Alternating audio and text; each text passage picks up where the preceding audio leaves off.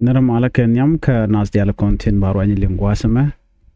ka noro 9 TV channel. To kon ke repo ni to bukon ka linguasama.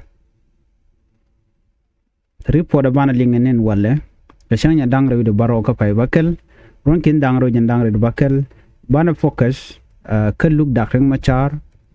lugan jan bangwan wido rawdian. Te ka tichi tuokten to goro de ling kachine te ngwan ba shigari ak tene no mo ka dobra na chalat ke jan an shenge lok luka je chetene te ko kien de shi lok manana chalat gwa lok ban man chala kula lat gwa lok ban je kula linkel no lengu chala do kum kin ma yadi kene de shal ke prosecution team ne de kon gorga je longo no de kan doctor ma char ken ne ke de kan galare te jen akan kono ni ammi jiram jidid gwasma kanwa online TV channel gore jelongo no jinderi channel de support de subscribe de notification bell de je twany ko mi take report killer mi shibere da shamala shibuke jikapet ban man chiro lat gwasma man je linkel ka dob dande kon linga look dakrang machar e chalat ke shanga jandang ro de bakel ka pai bakel ronkin dangro jandang ro de bakel bana full report bana jeling gwade cha dagma char ken ji kwara nang re lok no dagma char cha ji kwar cha ga juguno ne ka lukan jan bangon wi de rawda luka loka ka friday chang nang re bakel ka pai bakel cha ga juguno ne de ji kware ken re content loka ka jakel they can written statement they can submit ke de ka bongne ka kwi luko na mo de ka na gor a prosecution team na na kene entam look che janya long ka kwi mone gone no kane de kone chi doten kana look bikan gore wargani ke ta danan de kan ngona bulo ke je ko dong chi kan bu shong ni amna chiran chelo de che je belat alajen bran gore je namo mishala da kanite kono kel ke kirma yadit kane ko ontam laran la jenya gwada dan roy natin gore jeno bangulel bani de ti bagu ko buka gordor la warga so mishit kanamo shi prosecution team jigan la jojeno de gorga jeno bi kanite kono ci dot bikan warga ne ken bikan ga samit ramkel mela prosecutor chale ajo on oisa jen chenete kone lat keluk che jogre wi ka jupa gone no ne benere kone chi do tin bati ka ku mespelayo bikan gore roi ne ken ka warga be timing wo be kula jaga be je jaga me chek ko chena chi kan be jan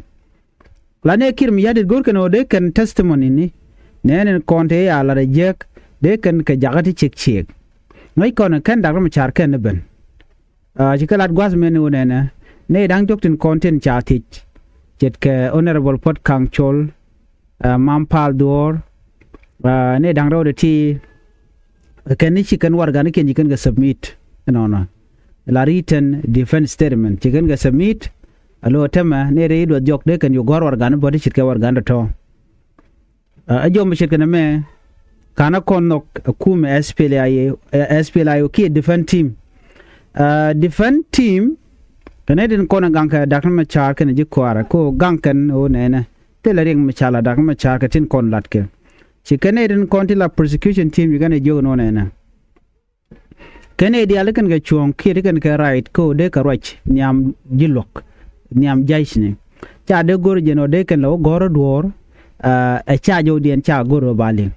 cha ju namo jo on yen jeno dien jo ne contender kula defend dien about namo me cha denied and it content la defend then ke defend team kana mo chi chong kane ne de ti bidi right kan ka jen bo mo gwa bo kane content lo look ne kon gi ke lukten no ba jo ram mo ba jelin komandana lade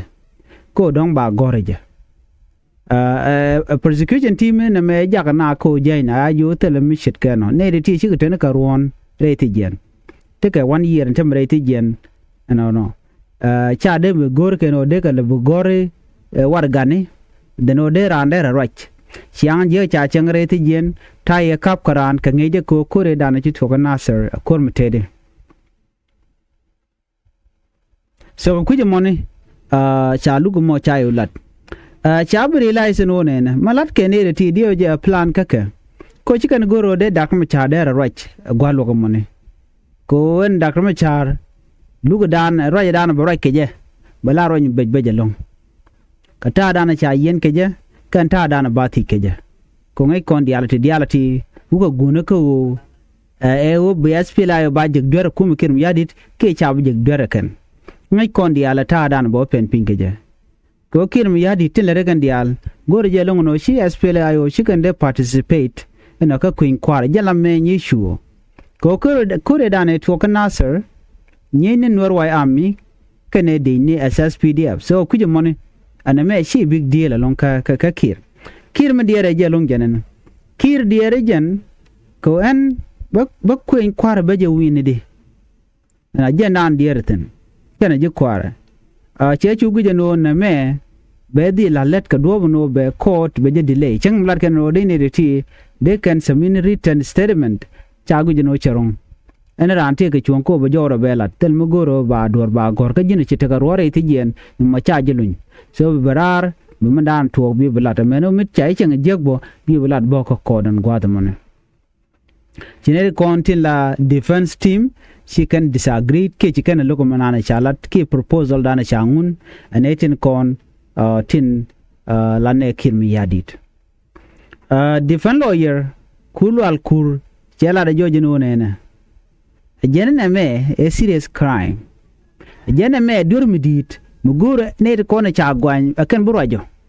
tikan kele garai ko kan bikan explain do badanen min chaga kep ke je ke chaga gwan ge je charan charge the limit no jogino chiburaj a general testimony jagran ko ne ba man la da bajiling ne kon la judge bajiling ne tin kon ti lok so kuje mo she can deny ke chi disagree ke jorana chala do de ke semin written statement ke jom cha gor e kanetin konten gwanka e ken na mo chi chuong chi mo gwa so kuje mo chi lawyer chi na remind no ne re konten ka court e ken defendant ninne ke ne re konten cha yan tin lokka te ke 1 year so kuje mo teken ke chuong so ne me chala de Ramdana la gwan lok ke Ramdan la luk la presiding judge